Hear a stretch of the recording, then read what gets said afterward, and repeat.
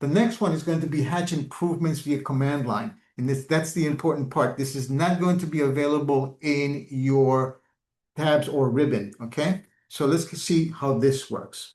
Really, what we're looking at here, let me just close these things out a little bit here. Save changes to this, no. Okay, and let's go ahead into the hatch improvements. And I've already drawn a couple of things, but I want you to see some of the caveats that are happening here and how you actually get to do the proper thing. So what we do is we come home to the Home tab and we go to Hatch. Now this, as stated in the slide, improvements via command line. And for that, you need to go here to Mode. And in Mode, when you select Mode, it's going to give you area and path. So we're going to be dealing with these two little options right here. Okay, we'll go ahead and set up for a path first. And, hypothetically, we want to set up maybe an area here that is going to be maybe, let's say 5 feet, and it's going to be a no parking area. Just to give it some sort of a utility to this. So in order to do that, we first we set up the width, and we see that the width, not by default, I have been playing with this a little bit, and it's set to 2 feet. We said we wanted to set up to 5 feet, so we set up that width of this area that we're going to hatch to be 5 feet, this path. Now, you'll notice that it says select objects. You see here?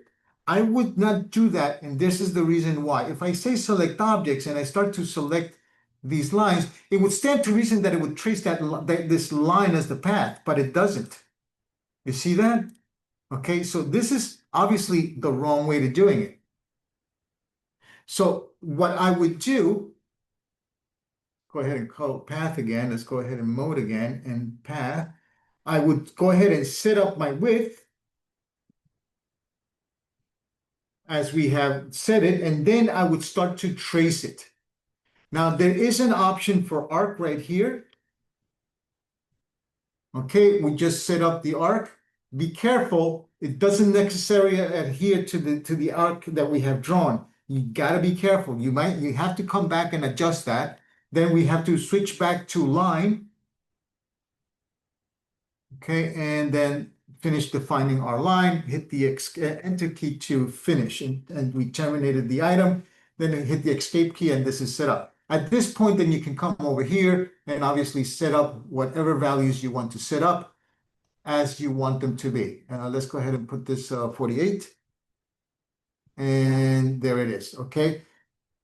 So that's how we do that part. But there's something even more interesting. If I actually have this selected, I have some options here, which is set up boundary and generate boundary. If I generate boundary, what really happens is it traces this polyline and it creates a separate object from that. It's pretty ordinary, but the really cool one is set boundary.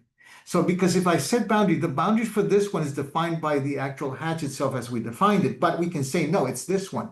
Okay, and we hit the enter key, and then do you want to erase the previous one or not? I'm going to say no to that. Erase selected line work, okay?